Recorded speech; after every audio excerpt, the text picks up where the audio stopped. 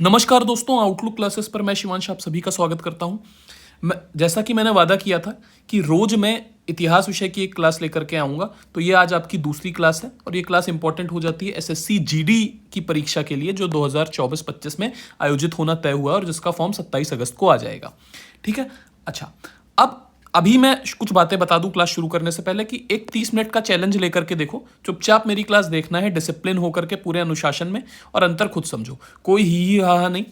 मैं 30 मिनट तक क्लास लूंगा, टू द पॉइंट चीजें बताऊंगा और जैसे पढ़ाया जाता है उस तरीके से बताऊंगा। कोई फालतू की ट्रिक नहीं, एग्जाम में जाकर के ताकि चीजें कॉन्सेप्ट के साथ तुम्हारे जाएं। ठीक, मैं वो चीजें पढ़ाने नहीं आया हूं जो वायरल जाएगा। अगर तुमको वो पढ़ना है तो कहीं और जा सकते हो। जो एग्जाम में आएगा अगर वो पढ़ना है तो तुम यहां पर रुक के पढ़ाई कर सकते हो।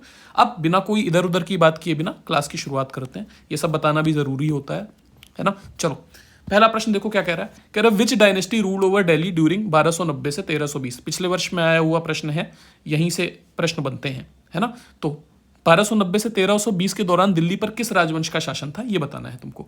गुलाम या ममलुक राजवंश, स्लेव और ममलुक, खिलजी, सैयद या लोदी।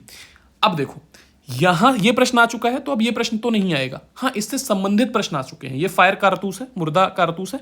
जो प्रश्न आ सकते हैं वो देखते हैं। उसके लिए एक ट्रिक है, गुलाब खिले तो सुगंध लो। जब गुलाब खिलता है तो क्या करते हो भाई, उसको स्मेल करोगे ना। ठीक, तो गुलाब से हो गया गुलाम राजवंश, ठीक है, जो 1206 से लेकर के 1290 तक राज करेगा दिल्ली के अंदर। ठीक है, फिर दूसरा क्या आ जाएगा, दूसरा आ जाएगा खिले, तो खिलजी राजवंश। ये 1290 से शासन करना शुरू करेंगे और 1320 तक करेंगे। ठीक है, फिर आएगा तुगलक राजवंश। ये 1320 में शासन करना शुरू करेंगे, 1414 तक करेंगे। सैयद राजवंश 1414 में आएंगे और ये 1451 में तक शासन करेंगे। फिर 1451 से लेकर के 1526 तक लोदी यहां पर शासन करते रहेंगे। 1526 में पानीपत की पहली लड़ाई में बाबर इब्राहिम लोदी को हरा देगा और मुगल साम्राज्य की नींव रखेगा। ठीक है। अच्छा, तो इस प्रश्न का जवाब क्या है। 1290 से 1320 तक देखो किसने शासन किया, खिलजियों ने। ठीक है, तो खिलजी इस प्रश्न का सही जवाब हो जाएगा। पहली बात ये याद रखना। दूसरी बात समझो, एक और प्रश्न यहां से बनता है, पूछा जाता है कि सबसे कम समय तक शासन किसने किया है। तो बच्चे तुगलक और खिलजी में कंफ्यूज हो जाते हैं। तुम्हें नहीं होना है, खिलजी टिक मारना है। तुगलक 37 साल रहे हैं, खिलजी 30 साल रहे हैं। इस प्रश्न को एकदम दिमाग में बैठा लो। ठीक है, चलो ट्रिक यहां पर लिखिए, इसको पढ़ लेना। इसके बाहर क्वेश्चन नहीं आने वाला, कुछ भी हो जाए, यही 3 चीजें पूछेगा। अगला प्रश्न क्या कह रहा है, निम्नलिखित में से कौन सा पुरातात्विक स्थल वर्तमान भारत में नहीं है। ठीक है, विकल्प है तुम्हारे सामने, राखीगढ़ी ये हरियाणा में है, बुरझोम ये कश्मीर में है, मेहरगढ़ पाकिस्तान में है और बनावली ये भी हरियाणा में है। ठीक है, देखो मेहरगढ़ जो पुरातात्विक स्थल है ये भारत में नहीं है। मेहरगढ़ वो जगह है पाकिस्तान में जहां पर महापाषाण कब्रें मिली हैं। क्या मिली हैं, महापाषाण कब्रें मिली हैं। महापाषाण कब्र का मतलब एक ऐसे कब्र बनी होती है और उसके ऊपर बड़ा सा पत्थर रख देते हैं। पत्थर मतलब पाषाण और बड़ा पत्थर यानी महापाषाण। इस कब्र में जो व्यक्ति गड़ा होता है उसके साथ में कई जीवित जंतु गाड़ दिए जाते हैं, या उसके फेवरेट सामान, उसके कपड़े, ये सब गाड़ दिए जाते हैं, क्योंकि ऐसा माना जाता है उन लोगों में कि शायद मृत्यु के बाद इस व्यक्ति को इसकी जरूरत पड़े। ठीक है, तो ये हो गया इंपॉर्टेंस मेहरगढ़ की। ये कहां पर है, पाकिस्तान में है, इतनी बात याद रखना। अगला प्रश्न क्या है, कह रहा है कि मौर्य काल के बाद ऐसे पुरुष और महिलाएं थीं जिनके पास जमीन नहीं थी, उनको क्या कहते थे। ऐसे लोग जिनके पास जमीन नहीं होती थी उनको क्या बोलते थे। ठीक है, कब, मौर्य काल के बाद। बहुत ध्यान से देखो बच्चे, बहुत ध्यान से देखो, यहां पर गड़बड़ होती है। कैसे, मौर्य काल कहां पर था भैया, मौर्यों ने शासन कहां पर किया, उत्तर भारत में किया, है ना। पश्चिम भारत में भी किया मौर्यों ने शासन, लेकिन मुख्य तौर पर राजधानी इनकी पाटलिपुत्र होती थी। ठीक है, तो विकल्प है अधिमई, कदैसियार, दास कर्मकार या उजावार। जिन लोगों के पास जमीन नहीं थी उनको क्या बोलते थे। अब इसको हम 2 भागों में बांट सकते हैं, एक उत्तर भारत में और एक दक्षिण भारत वाले भाग में।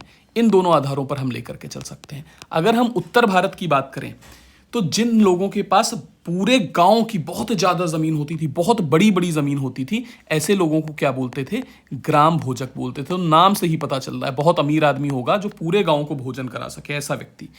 ठीक, अच्छा, जिनके पास जमीन होती थी पर बहुत थोड़ी जमीन होती थी, इसमें वो इतना ही उगाते थे कि अपना पेट पाल सकें, उन लोगों को क्या बोलते थे, गृहपति बोलते थे। क्या बोलते थे, गृहपति, यानी एक घर के बराबर जमीन होती थी, एक घर चलाने भर की जमीन होती थी। और फिर लोग जो आते थे उनको दास बोलते थे। दास, दास मतलब कि जो किसी के अनुचर हैं, नौकर हैं, और ये दूसरों की जमीन पर कर्म करते हैं, दूसरों की जमीन पर काम करते हैं। ठीक है, तो उत्तर भारत में ऐसे लोगों को दास कर्मकारा बोला जाता था, ध्यान रखना, जिनके पास जमीन नहीं होती थी। अगर हम दक्षिण भारत की बात करें तो ये नाम दक्षिण भारत में जाते ही बदल जाएंगे। दक्षिण भारत में जो व्यक्ति बहुत ज्यादा जमीन रखता है उसको बोला जाएगा वेलल्लार। क्या बोला जाएगा? वेलल्लार। जो इसके बाद दूसरे नंबर पर जमीन रखता होगा, यानी गृहपति के बराबर, उस व्यक्ति को जो नाम दिया जाएगा वो रहेगा कदैसियार। क्या नाम दिया जाएगा? कदैसियार। ठीक है, और जिस व्यक्ति के पास बिल्कुल जमीन नहीं होगी, यानी वो दूसरों की जमीन पर काम करेगा दास कर्म के कार के बराबर, उसको क्या बोला जाएगा? अधिमई बोला जाएगा। ठीक है, सॉरी, दूसरे नंबर वाले व्यक्ति को यहां पर ऊझावार बोला जाएगा। क्या बोला जाएगा? ऊझावार बोला जाएगा। ठीक है, और जिसके पास एकदम जमीन नहीं हो उसको अधिमई बोला जाएगा, या तो कदैसियार बोला जाएगा। इतनी बात याद रखना। इसके अलावा कोई भी प्रश्न नहीं आएगा एग्जाम में। कुछ भी तुमको पढ़ाया जा रहा है ना, जमीन की नाप जोख, वो सब अलग की बात है, लेकिन नाम और ज्यादा तुमको याद नहीं करने हैं। अगला प्रश्न क्या कह रहा है? Who among the following is believe to be author of Natyashastra. Natyashastra के रचयिता किसे माने जाते हैं? ठीक है, आज जितना भी तुम फिल्में में देखते हो ना, तो यहां से, या जितने भारतीय काव्य शास्त्र में जितने रस हैं वो सब नाट्यशास्त्र से ही निकले हैं। और इनका रचयिता किसको माना जाता है? भरत मुनि को माना जाता है। तो भरत मुनि इसका सही जवाब हो गया। ठीक, पाणिनि एक बहुत बड़े विद्वान रहे संस्कृत के, जिन्होंने अष्टाध्यायी नामक किताब लिखी। ये क्या है? ये संस्कृत की व्याकरण है। संस्कृत भाषा कैसे बोली जाएगी उसके नियम, पहला व्याकरण माना जाता है संस्कृत का इसको। ठीक है, अच्छा, इसके बाद एक और नाम हमको दिखाई दे रहा है, नागसेन। नागसेन एक बौद्ध भिक्षु रहे। ठीक है, नागसेन एक बौद्ध भिक्षु रहे, बहुत ही बुद्धिमान थे, है ना। जब भारत पर मिलिंद का आक्रमण हुआ, मिलिंद का असली नाम क्या था? मिनिंडर था। कहां से बिलोंग करता था, कहां से संबंध रखता था? यूनान से संबंध रखता था। ठीक है, लेकिन जब कई सारे यूनानियों ने जब भारत पर आक्रमण किया तो भारत में ही आकर के बस गए, इसलिए इनको हिंद यूनानी बोला गया या इंडो ग्रीक बोला गया। तो मिनेंडर क्या था? इंडो ग्रीक था। जब ये भारत में आकर के बस गया तो इसका नाम क्या पड़ गया? मिलिंद पड़ गया। ठीक है, अच्छा, अब इसने भारत पर तो कब्जा कर लिया, लेकिन एक बौद्ध भिक्षु नागसेन थे, उनके प्रभाव में जब आया तो बुद्धिज्म में कन्वर्ट हो गया। जैसे इनके बीच का एक डायलॉग है, जब ये कन्वर्ट हुआ तो एक बार ये नागसेन से मिलने गया, तो उनसे कहा कि गुरुजी हम आपसे मिलने आए हैं। तो नागसेन ने कहा तुम कहाँ आए हो? ये तो तुम्हारा शरीर आया है। तो कहता है कि अरे मैं तो फिर पूछते हैं नागसेन कैसे आए हो? तो बोलता है रथ से। तो कहता है रथ से कहाँ आए हो? ये तो पहिए हैं, घोड़े हैं, रथ कहाँ है? रथ तो है ही नहीं। कैसे आए हो? रास्ते पर से आए हूँ। रास्ता कहाँ है? क्योंकि जिस रास्ते पर चल आए हो वो तो गुजर गया है, और जिस पर चलने वाले हो वो तो अभी आया ही नहीं। तो ऐसे करके नागसेन का दिमाग चकरा देते हैं ये नागसेन। इनका नाम नागार्जुन भी है, और इनकी मिलिंद के साथ ये जो बातें हुई हैं, इसी के आधार पर एक पुस्तक इन्होंने लिखी जिसको मिलिंद पन्नु बोला जाता है। फिर भास्कर नाम के एक ज्योतिष एक ऋषि रहे। इन्होंने तीन मुख्य, बहुत सारी किताबें लिखी जिसमें तीन तुम्हारे एग्जाम में पूछी जा सकती हैं, इसके अलावा नहीं पूछी जाएंगी। भास्कर की और कोई किताब मत याद रखना। एक सिद्धांत शिरोमणि पूछी जाएगी, ये अंक गणित पर है ना। फिर लीलावती है, ये भी मैथ पर है, और मीताक्षरा है। ये तीन किताबें पूछी जाएंगी भास्कर आचार्य की, बस इसके अलावा कोई किताब नहीं पूछी जाएगी। अगला प्रश्न देखो क्या कह रहा है। कह रहा है मेगस्थनीस के अनुसार पाटलिपुत्र में कितने द्वार थे? अब तो पहले कहानी ये समझ में आए कि ये मेगस्थनीस कौन था भाई साहब। ठीक है, फिर पाटलिपुत्र में द्वार समझे। देखो, भारत पर सिकंदर ने आक्रमण किया था एक बार, सिकंदर महान का आक्रमण हुआ था भारत पर। तो सिकंदर ने सबसे पहले जब भारत पर आक्रमण किया, यूनान से आया, और भारत में जो आज का पंजाब है ना, वहां कहीं आसपास उसने हमला किया, जिसको हाइडस्पीस की लड़ाई बोलते हैं। ये लड़ाई उसने झेलम नदी के किनारे, हाइडस्पीस यानी आज की तारीख में झेलम नदी को बोलते हैं। तो ये हाइडस्पीस की लड़ाई हुई किसके बीच में? पोरस और सिकंदर के बीच में 326 ईसा पूर्व में। ठीक है, इस लड़ाई में पोरस हार गया, लेकिन सिकंदर उसकी बहादुरी से प्रसन्न होकर के उसको बहुत सारी उसका राज्य वापस कर देता है। फिर वापस जाता है, वापस जाते ही उसकी मृत्यु हो जाती है। कई लोग कहते हैं कि वो डेंगू से मरा था, कई लोग कहते हैं पोरस ने हरा दिया था, घायल हो गया था इसलिए मरा था, और उसने झूठ बोला कि वो जीता था। ठीक है, इतिहासकारों ने झूठ बोला कि सिकंदर जीता था। खैर, 323 ईस्वी में अपनी राजधानी जाते ही उसकी मृत्यु हो जाती है। ठीक, जब वो भारत छोड़ करके जाता है तो अपने विजित प्रदेशों पर अपने राज्यपाल सेल्यूकस निकटर को नियुक्त कर जाता है शासन करने के लिए। ठीक है, सेल्यूकस निकटर का एक राजदूत है जिसका नाम है मेगस्थनीस। इतनी बात याद रखनी है। अच्छा, इधर क्या होता है? इधर मगध साम्राज्य में भी कुछ हलचल मचती है भारत के अंदर। सिकंदर, वैसे भारत पर सिकंदर हमला करना चाहता था, उसकी सेनाएं डर गई थी मगध पर हमला करने से, क्योंकि उन्होंने सुन रखा था कि मगध के राजाओं के पास बड़े बड़े हाथी होते हैं। उन हाथियों से डर के उसकी सेना ने मगध पर हमला नहीं किया और वापस लौट गई। इधर मगध में नंद वंश का अंतिम शासक धनानंद, उसको चंद्रगुप्त मौर्य पदच्युत कर देते हैं और उसकी हत्या कर देते हैं आचार्य विष्णुगुप्त चाणक्य या कौटिल्य की मदद से, और 321 में मगध के ऊपर मौर्य साम्राज्य की नींव रखते हैं। ठीक, अच्छा, इधर सिकंदर जा चुका था और अपने राज्यपाल को भारत में विजित प्रदेशों को संभालने के लिए जिम्मेदारी दे जा चुका था, जिसका नाम था सेल्यूकस निकेटर। अब सेल्यूकस के मन में लालच आता है कि भाई मगध में तो लगातार कुछ बवाल मचा हुआ है, तो अच्छा मौका है मगध पर हमला करने में, और इसी वजह से सेल्यूकस निकेटर मगध पर हमला कर देता है। इसको सेल्यूसिड मौर्यन युद्ध के नाम से जाना जाता है 305 ईसा पूर्व में। लेकिन बहुत बुरा होता है सेल्यूकस निकेटर के साथ, बहुत बुरी तरीके से हार मिलती है उसको। चंद्रगुप्त के साथ अपनी बेटी हेलेना का विवाह करना पड़ता है, काफ़ी कांधार हेरात का काफ़ी हिस्सा देना पड़ता है, और बदले में मिलते हैं सिर्फ 500 हाथी। ठीक, अच्छा, बुरी तरीके से हार के बाद वो अपना एक राजदूत जिसका नाम मेगस्थनीज है, उसको किसके दरबार में भेज देता है? चंद्रगुप्त मौर्य के दरबार में भेज देता है। और इसी मेगस्थनीज ने वहां पर एक किताब लिखी जिस किताब का नाम था इंडिका। इंडिका किताब में मेगस्थनीज ने बताया है कि पाटलिपुत्र शहर यानी पटना शहर कैसा है। उसमें बताया उसने कि राजा इतना महान है, जब वो निकलता है तो प्रशिक्षित तोतों का झुंड उसके सर के चारों तरफ चक्कर लगाता है, उसका खाना देने से पहले खाने को चेक किया जाता है। पाटलिपुत्र शहर में 64 द्वार हैं, ये भी इंडिका में ही लिखा हुआ है। ठीक है, और 570 टावर है जहां पर चढ़कर सिपाही नजर रखते हैं दुश्मनों पर। ठीक, तो मेगस्थनीज की किताब इंडिका, ये याद रखना है। इंडिका में लिखा हुआ है कि कितने 64 द्वार हैं और 570 टावर हैं। ये प्रश्न बार बार पूछे गए हैं, इसलिए मैं बता रहा हूं। जितनी बातें भी लिखी गई हैं सब पूछी गई हैं। टेलीग्राम चैनल ज्वाइन कर लो, तो वहां से तुमको ये पीडीएफ मिल जाएगी। द आउटलुक क्लासेस का टेलीग्राम चैनल ज्वाइन कर लो। ठीक है, चलो अगला प्रश्न देखो। Charak is known as the father of, Charak को इनमें से किसका पिता कहा जाता है? अथर्ववेद का, आयुर्वेद का, धनुर्वेद का, या चरक संहिता का? चरक संहिता देखो चरक के द्वारा लिखी गई पुस्तक है, और यह पुस्तक किसको समर्पित है? आयुर्वेद को समर्पित है। ठीक है, तो आयुर्वेद का पिता बोला जाता है चरक को। ठीक है, आयुर्वेद का पिता बोला जाता है। चरक संहिता का पिता क्या होता है? चरक संहिता तो किताब है ना, बात समझ में आ रही? आयुर्वेद में उन्होंने अच्छा काम किया इसलिए उनको आयुर्वेद का पिता बोलते हैं। अगला प्रश्न क्या कह रहा है? कह रहा है who among the following wrote the song Vande Mataram, निम्नलिखित में से किसने वंदे मातरम गीत की रचना करी थी? ठीक है, विकल्प है रविन्द्रनाथ टैगोर, बंकिम चंद्र चट्टोपाध्याय, सत्येंद्र नाथ टैगोर या बंकिम दास। देखो इनमें से ये जो 3 नाम है ना, शुरू के 3 नाम, ये तुम्हारे एग्जाम के लिए बहुत महत्वपूर्ण हो जाते हैं। ये प्रश्न तो आ चुका है, मुर्दा कारतूस है, ये आए ना आए इसकी गारंटी नहीं, लेकिन अब जो बातें बताने जा रहा हूं वो जरूर पूछी जाती हैं और बार बार पूछी जा सकती हैं। 3 नाम ये बहुत जरूरी हैं, रविन्द्रनाथ टैगोर, बंकिम चंद्र चट्टोपाध्याय। क्यों जरूरी है तुम्हारे एग्जाम के लिए? और सत्येंद्रनाथ टैगोर, ये देख लेते हैं। रविन्द्रनाथ टैगोर तो इसलिए जरूरी है भैया क्योंकि इन्होंने देश का जनगण मन लिखा है, पहली बात तो ये है। ठीक है, दूसरी किताब इन्होंने लिखी है जिसका नाम है गीतांजलि, और गीतांजलि के लिए इनको नोबेल मिला है कब? 1913 में। ठीक है, 1913 में नोबेल मिला है गीतांजलि की रचना के लिए। ठीक है, इतनी बात याद रखना रविन्द्रनाथ टैगोर के बारे में। पहले भारतीय हैं जिनको नोबेल मिला है, साहित्य का नोबेल मिला है, गीतांजलि की रचना के लिए इनको मिला था। ठीक है, इन्होंने जनगण मन भी लिखा है। अब जनगण मन जब तुम सुनते हो ना तो तुमको लगता है कि जनगण मन क्या है, किसकी जय जय कर रहे हैं हम। तो असल में 1911 में ब्रिटेन के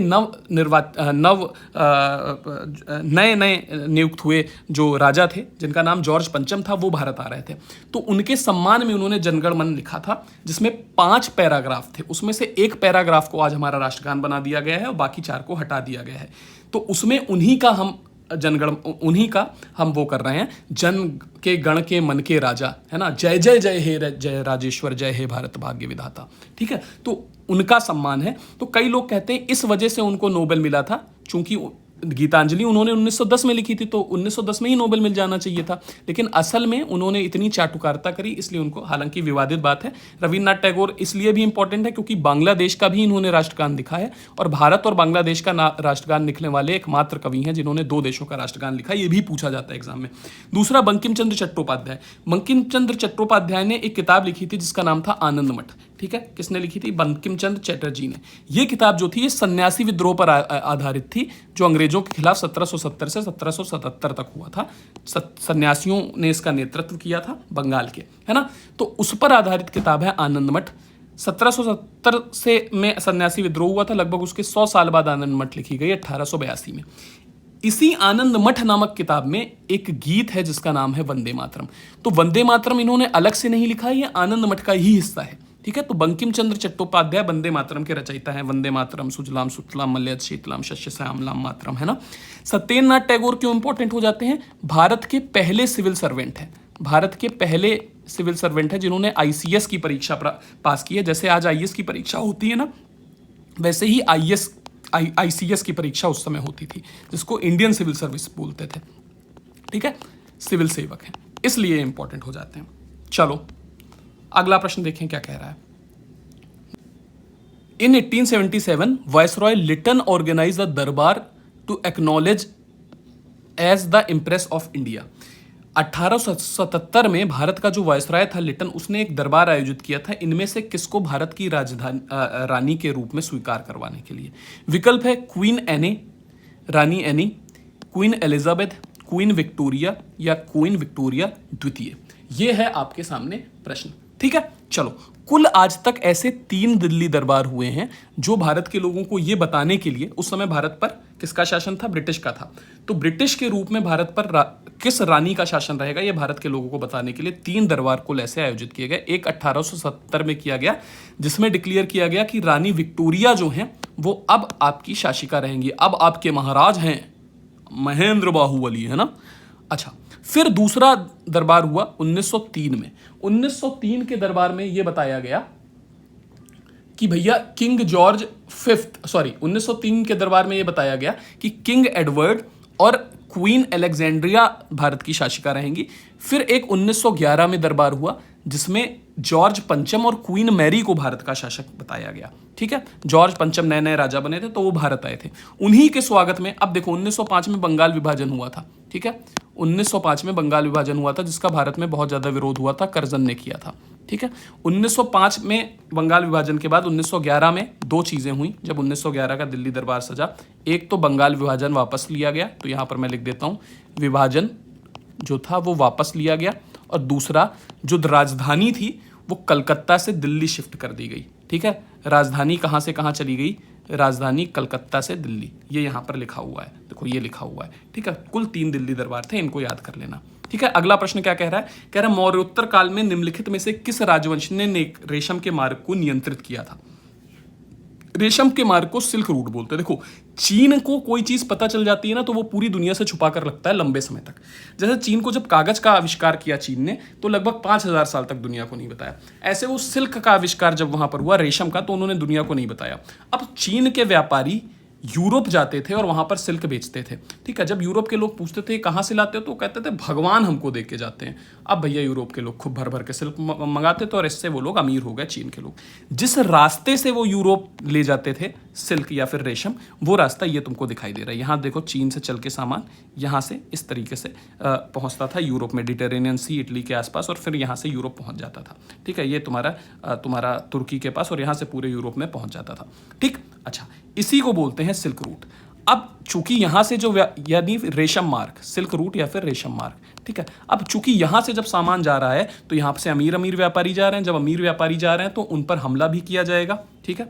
उन पर हमला भी किया जाएगा। हमला करेंगे कौन? जो लुटेरे होंगे वो। इस समय भारत पर इस क्षेत्र में हुकूमत करता था एक राजा कुषाण साम्राज्य का, जिसका नाम हुआ करता था कनिष्क, ठीक है। कुषाण साम्राज्य का राजा था जिसका नाम था कनिष्क। बहुत ताकतवर था, कश्मीर आदि क्षेत्रों में इसका नियंत्रण था। सिल्क मार्ग इसके क्षेत्र से होकर के गुजरता था। तो इसने व्यापारियों से कहा कि आप हमको कुछ पैसा दीजिए, हम आपको वहां के डाकुओं से सुरक्षित करेंगे, ठीक है। तो इसका सही जवाब क्या हो जाएगा? कनिष्क इसका सही जवाब हो जाएगा। आगे बढ़ जाओ, ठीक है। राजवंश पूछा, अगर राजा पूछा जाए तो कनिष्क टिक मारोगे, लेकिन यहाँ राजवंश पूछा गया है ना तो कुषाण टिक मारोगे, ठीक है। कनिष्क क्योंकि कुषाण राजवंश से संबंधित था। अगला प्रश्न देखते हैं, कह रहा है Shulba Sutra is a book related to विच?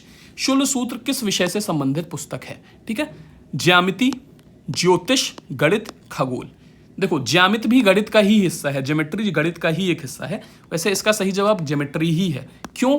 क्योंकि शुल्व सूत्र में यह बताया गया है कि किस प्रकार से जो फायर अल्टर होता है, फायर अल्टर यानी यज्ञ वेदी जो होती है, यज्ञ वेदी जिसमें वो दी जाती है, यज्ञ के दौरान बलि दी जाती है ना, ये आहुति डाली जाती है, तो उस यज्ञ वेदी की माप क्या होगी, लंबाई चौड़ाई कितनी होगी, ये सब ज्योमेट्री का ही तो प्रश्न है ना, किसी चीज़ की मापन, है ना। तो इस वजह से ऐसा माना जाता है कि शुल्व सूत्र, ऐसे कई सारी किताबें लिखी गई हैं शुल्व सूत्र, कई सारे शुल्व सूत्र लिखे गए हैं जिसमें फॉर्मूले होते हैं यज्ञ वेदी को बताने के, है ना, इसलिए इसको ज्योमेट्री से रिलेटेड माना जाता है। इसको कई लोगों ने लिखा है, अलग अलग शुल्व सूत्रों को। बौधायन ने लिखा है, मानव ने लिखा है, अपासतंब ने लिखा है और कात्यायन ने लिखा है। अगला प्रश्न देखते हैं क्या कह रहा है। कह रहा है बहुत ही प्रसिद्ध एक युद्ध था जिसमें 10 राजाओं का युद्ध हुआ था, जिसको दशराज युद्ध भी बोलते हैं या दशराजन्य बोलते हैं। ये किस नदी के तट पर लड़ा गया था। देखो, ये बहुत पुरानी बात है जब भारत में आर्य आए थे। आर्य कौन लोग थे? ये लोग, हम लोग, ऐसे समझो, हम लोग जितने लोग भी भारत में रह रहे हैं ना, एक तरीके से आर्यों के ही वंशज हैं। संस्कृत इनकी भाषा थी, और जैसे आज जिस हिंदू धर्म को हम मानते हैं उन्हीं के मानने वाले थे, है ना। वेद लेकर के आए थे, संस्कृत भाषा लेकर के आए थे। जब ये भारत में आए तो भारत के लोगों से इनका युद्ध हुआ, ठीक। कई बार ये आपस में लड़ते थे और कई बार भारत के लोगों से। तो ऐसा ही एक युद्ध, और ये युद्ध क्यों होते थे? जमीन को जीतने के लिए, गाय को जीतने के लिए, क्योंकि गाय को गोधन माना जाता था अपनी दूध वगैरह देने की शक्ति की वजह से, ठीक है। तो एक युद्ध हुआ जिसमें 10 कबीले एक साथ हो गए। इसमें आर्य और अनार्य कबीले दोनों थे, और इसी तरीके से एक आर्य कबीला अलग रहा जिसका नाम था भरत कबीला। तो भरत कबीला एक तरफ और बाकी के 10 राजा एक तरफ। इसमें आर्य और अनार्य राजा दोनों थे। इस भरत कबीले का राजा था सुदास, ठीक है। 10 राजाओं से लड़ने के बाद भी सुदास को इस युद्ध में विजय प्राप्त हुई और बाकी के 10 अन्य कबीले हार गए। इन हारे हुए कबीलों में से एक पुरु कबीला प्रमुख है, जिसमें से बाद में भरत कबीले की दोस्ती हो गई, जीतने वाले कबीले की, और इन दोनों के बीच में विवाह संबंध डेवलप हुए, और उससे जो वंश पैदा हुआ इसको कुरुवंश बोलते हैं। ये कुरुवंश वही कौरव पांडव वाला कुरुवंश है जिसमें आगे चल करके महाभारत युद्ध भी लड़ा गया। महाभारत का पुराना नाम क्या है? जय संहिता है, इतना याद रखना, ठीक है। चलो, ये दशराग युद्ध है, इसको दशराजन्य भी बोलते हैं। किस नदी के तट पर लगा? तो भैया परुष्णी नदी को तट पर लड़ा गया। परुष्णी यानी कि आज की रावी नदी जो है, ठीक है। तो इसको टिक मारो, आगे बढ़ो। अगला प्रश्न क्या कह रहा है? In which period did the concept of untouchability clearly emerge? अस्पृश्यता यानी अछूत की अवधारणा किस काल में स्पष्ट रूप से उभरी? विकल्प है ऋग्वैदिक काल में, उत्तर वैदिक काल में, उत्तर गुप्त काल में, या धर्मशास्त्र के काल में। देखो, ऐसा माना जाता है कि जो ऋग्वैदिक समाज था ना, वो परफेक्ट समाज था। वहां पर कोई भी गड़बड़ी नहीं थी, कोई भी सामाजिक बुराई नहीं थी। और छुआछूत क्या, एक तरीके की सामाजिक बुराई ही है ना। तो ऋग्वैदिक समाज में तो ये सब कुछ नहीं होगा। या वहां पर औरतों की स्थिति भी अच्छी रहेगी, बाल विवाह नहीं होंगे, है ना। सब जो आदर्श स्थिति होती वो थी। जैसे जैसे समय आगे बढ़ा, समाज में कई सारे क्या आए? प्रदूषण आए, है ना। इसी तरीके से देखो, ऋग्वेद, अब जो वैदिक काल है ना, उसको हम 2 भागों में बांटते हैं। एक ऋग्वैदिक काल है, होता है एक काल होता है जिसको हम लोग ऋग्वैदिक काल बोलते हैं, और दूसरा होता है जिसको हम उत्तर वैदिक काल बोलते हैं। ऋग्वैदिक काल की जानकारी हमको ऋग्वेद से मिलती है। ऋग्वैदिक काल में लगभग 10 मंडल हैं, 10 किताबें हैं। इसमें से माना जाता है 2 से 7वीं जो किताब है वो बहुत पुरानी है, और बाकी की जो किताब है वो नई है। यानी पहला, दूसरा और 8वां, 9वां, 10वां मंडल नया है, ठीक। नया है माने बाद के समय में लिखा, यानी उत्तर वैदिक काल में लिखा गया है। तो बाकी के जो वेद हैं, सामवेद, यजुर्वेद, अथर्ववेद और ऋग्वेद के जो बचे हुए मंडल है, ये सब कब लिखे गए? उत्तर वैदिक काल में, ठीक। अच्छा, अब ऋग्वेद में शूद्र शब्द आता है ना। अछूत की भाई, अछूत किनको बोला जाता है? ये शूद्र लोगों को ही बोला गया, जिनको समाज में 4 वर्ण, या ब्राह्मण, क्षत्रिय, शूद्र, वैश्य, है ना। ब्राह्मण जो ज्ञान देगा, ज्ञान लेगा, फिर क्षत्रिय जो समाज की रक्षा करेगा, वैश्य जो व्यापार करेगा, और शूद्र इनकी तीनों वर्णों की सेवा करेगा। बाद में यहीं से छुआछूत शुरू हो गया। तो शूद्र शब्द सबसे पहले कहाँ मिलता है? पुरुष सूक्त में मिलता है, जो ऋग्वेद के 10वें मंडल में लिखा हुआ है, ठीक है। और 10वां मंडल क्या है? नया है, यानी उत्तर वैदिक काल में लिखा गया है। तो क्या हम कह सकते हैं कि उत्तर वैदिक काल में शूद्र शब्द की अवधारणा स्पष्ट हुई, ठीक है। चलो, अगला प्रश्न है, उपनिषद किताबें क्या हैं? उपनिषद किताबें क्या हैं? उप का मतलब होता है पास, और निषद का मतलब होता है बैठकर सीखना। किसके पास बैठकर सीखना? तो गुरु के पास बैठना कर सीखना। ये किताब जो है ना, ये डायलॉग के फॉर्म में, डायलॉग मतलब गुरु और शिष्य के बीच में बातचीत के माध्यम से गुरु शिष्य को समझा रहा है। क्या समझा रहा है भैया? ऋग्वेद में जो जितने भी 4 वेद है ना, उनमें जो बातें लिखी हुई हैं उनको समझा रहा है, ठीक है। उनका दर्शन समझा रहा है। दर्शन मतलब किसी चीज को देखने का तरीका। तो ऋग्वेद, सामवेद, यजुर्वेद, अथर्ववेद में जो लिखा है उसको समझा रहा है, क्योंकि वो इतनी कठिन भाषा है कि स्टूडेंट को समझने के लिए गुरु लग रहा है ना। तो इसी वजह से इसको उपनिषद बोला जा रहा है, क्योंकि पास में बैठ के कोई सीख रहा है गुरु के, है ना। उपनिषद का मतलब होता है पास बैठ के सीखना, 2 लोगों के बीच की बातचीत है, ठीक है। तो दर्शन पर है ना। ऋग्वेद का दर्शन, सामवेद का दर्शन इसमें बताया जा रहा है। कई सारे कुल 108 उपनिषद माने जाते हैं, जिसमें से प्रमुख है कठोपनिषद, मुंडकोपनिषद, क्यों है ये आगे हम चल के देखेंगे, अभी के लिए बस इतना याद रखो। अगला प्रश्न, इसमें से कौन सी नदी है जो वैदिक साहित्य में सबसे ज्यादा बार जिसका जिक्र किया गया है? सिंधु, शतुद्री, सरस्वती, गंगा। देखो भैया, सबसे ज्यादा बार अगर जिक्र की बात है तो सिंधु नदी है जो सर्वाधिक वर्णित है। क्या है? सर्वाधिक वर्णित है, याद रखना, ठीक है। सबसे ज्यादा बार जिक्र आया है। अगर पूछा जाए सबसे ज्यादा पवित्र नदी कौन सी है तो वो है सरस्वती। सबसे ज्यादा पवित्र है इसलिए इसको नदी तमा या देवी तमा भी बोला गया है ना, जो नदी माता है, देवी है, ठीक। शतुद्री सतलज नदी को बोला जाता है। गंगा का जिक्र ऋग्वेद में, गंगा बाद में इंपॉर्टेंट हुई, पहले तो लोग यहाँ पर रहते ही नहीं थे, मतलब उत्तर प्रदेश, बिहार, उन क्षेत्रों में जहाँ गंगा बहती है यहाँ सब जंगल था। फिर धीरे धीरे लोग लोहे के आविष्कार के बाद जंगलों को काट के इधर खेती करने लगे और इधर बढ़ने लगे और गंगा नदी इंपॉर्टेंट हो गई, है ना, पूरब की तरफ बढ़ने लगे, तो फिर गंगा नदी इंपॉर्टेंट हुई। इसीलिए हम देखते हैं कि ऋग्वैदिक टाइम में जब लोग पंजाब की तरफ रहते थे तब गंगा नदी का वर्णन ही नहीं है। ऋग्वेद में सिर्फ गंगा नदी एक बार वर्णित है, एक बार, ठीक है, पूछा आता है। कृष्णा नदी का जिक्र 3 बार है। कृष्णा नदी का जिक्र कितनी बार है? 3 बार है। इतनी बात याद रखना, यहां से प्रश्न बनेगा तो बन जाएगा, वरना नहीं बनेगा। अगला प्रश्न क्या कह रहा है? कह रहा है किस उपनिषद में आध्यात्मिक ज्ञान के संबंध में नचिकेता और यम का संवाद है? विकल्प है बृहदारण्यक उपनिषद, कठोपनिषद, ठीक है, छांदोग्य उपनिषद दूसरा, फिर कठोपनिषद और केन उपनिषद। देखो, नचिकेता और यम की कहानी क्या है? एक ऋषि होते हैं जिनका नाम होता है वाजटफा, राजा भी होते हैं वो एक, है ना, तो वो उनकी तबीयत बहुत खराब होती है, तो पुरोहित को बुलाया जाता है। पुरोहित कहता है कि आपका अंतिम समय निकट है, दान दक्षिणा जो भी करनी है वो कर लीजिए, पर वो राजा बहुत कंजूस होते हैं, तो बीमारी के समय भी जो सबसे कमजोर और दुर्बल गाय होती है ना, वो दान कर रहे होते हैं। तो नचिकेता उनका पुत्र होता है, उनसे आकर के पूछता है कि पिताजी आप तो इतनी दुर्बल गायों को दान कर रहे हैं, क्या आपको दान का पुण्य मिलेगा? तो पिता उसको इग्नोर मारते हैं पुत्र को। बच्चा बार बार सवाल पूछता है, वो इग्नोर मारते रहते हैं, ठीक है। फिर वो बोलते हैं अच्छा पिताजी आपने मुझे किसको दान दिया? तो कहते हैं जा मैंने तुझे यम को दान दिया।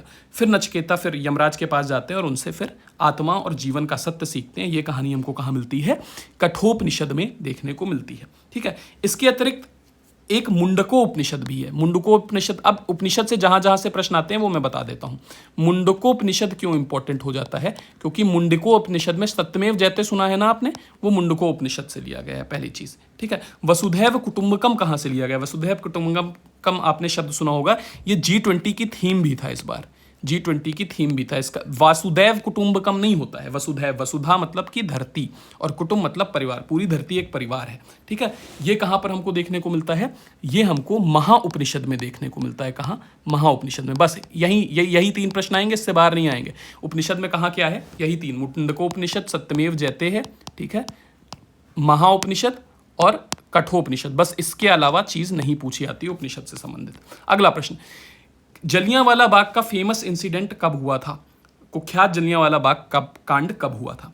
देखो, अंग्रेजों ने विश्व युद्ध के बाद, प्रथम विश्व युद्ध के बाद एक कानून बनाया जिसको बोला गया रॉलेट एक्ट। रॉलेट एक्ट के तहत किसी भी भारतीय को कभी भी जेल में डाला जा सकता था, सिर्फ शक की बिना पर कि उसके पास ऐसा साहित्य है जो सरकार के खिलाफ भड़का सकता है या वो सरकार के खिलाफ काम कर रहा है, ऐसा शक भी है किसी पर ना, तो उसको जेल पर डाला जा सकता था। उसकी उपस्थिति के बिना उस पर मुकदमा चलाया जा सकता था और को काले पानी की सजा हो सकती थी। इस कानून के खिलाफ देश भर में विरोध प्रदर्शन शुरू कर दिया गांधी जी के नेतृत्व से। 6 अप्रैल 1919 को रॉलेट सत्याग्रह हुआ। 11 अप्रैल 1919 को यह सत्याग्रह पंजाब में पहुंच गया और वहां पर पंजाब के 2 बड़े नेता सैफुद्दीन किचलू और सत्यपाल की गिरफ्तारी हो गई, ठीक है। इसके बाद में पंजाब में क्या लगा दिया गया? मार्शल लॉ लगा दिया गया। पंजाब में मिलिट्री कानून लगा दिया गया, ठीक है। और 13 अप्रैल 1919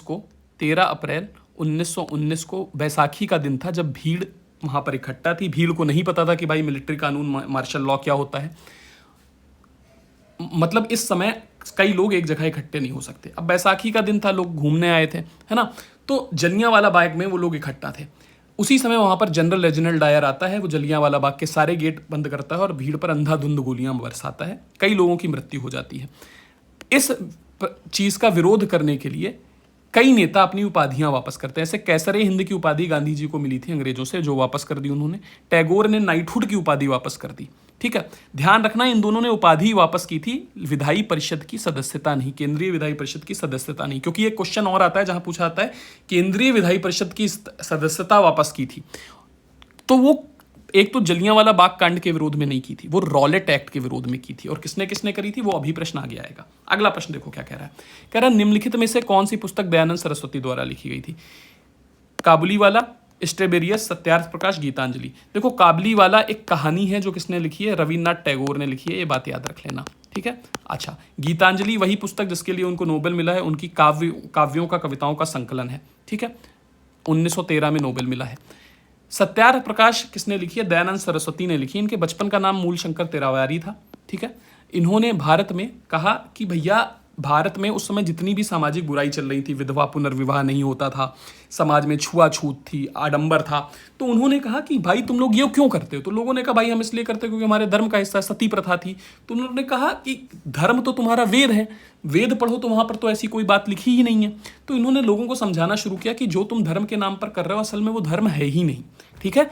ये बात इन्होंने समझाना शुरू करी और इसको समझाने के लिए उन्होंने आर्य समाज की स्थापना करी सबसे पहले 1875 में। कहां पर? बॉम्बे में, ठीक है। और अपनी बातें समझाने के लिए लोगों को एक पुस्तक छापते थे, जिसका एक मैगजीन छापते थे जिसका नाम था सत्यार्थ प्रकाश। बात समझ में आई? तो ये किसने लिखी? दयानंद सरस्वती ने लिखी। और इन्होंने एक नारा दिया था, वेदों की ओर लौटो। ये कहते थे कि सारी सामाजिक बुराइयां अपने आप वापस चली जाएंगी अगर हम लोग वेदों की ओर लौट गए, ठीक है। तो ये इन्होंने नारा दिया था, इतनी बात को याद रख लेना। अगला प्रश्न देखो क्या कह रहा है। अंतिम प्रश्न है आज की क्लास का। Why did Mohammad Ali Jinnah, Madan Mohan Malaviya and Mazhar ul Haq resigned from imperial legislative council? Mohammad Ali Jinnah, Madan Mohan Malaviya और मजहर उल हक ने इंपीरियल विधान परिषद से इस्तीफा क्यों दिया? ठीक है। रॉलेट एक्ट के विरोध में, साइमन कमीशन का समर्थन, साइमन कमीशन के विरोध में, रॉलेट एक्ट के समर्थन में। रॉलेट एक्ट के विरोध में ध्यान रखना, जिन्ना, मालवीय जी ने और मजहर उल हक ने उस रॉलेट एक्ट के विरोध में अपनी सदस्यता वापस की थी विधायी परिषद की, जिसके विरोध प्रदर्शन में जलियांवाला बाग कांड हुआ था। और जलियांवाला बाग कांड के विरोध में गांधी जी और टैगोर ने अपनी उपाधियां वापस की थी, कैसर हिंद और नाइटहुड की। आज की क्लास में मेरे ख्याल से इतनी बातें पर्याप्त हैं। बाकी की बातें हम नेक्स्ट क्लास में करेंगे, जो कि कल होगी। आज की क्लास में इतना ही, बाकी की बातें नेक्स्ट क्लास में। धन्यवाद, जय हिंद। पीडीएफ चाहिए तो टेलीग्राम चैनल आउटलुक क्लासेस का ज्वाइन कर लीजिए।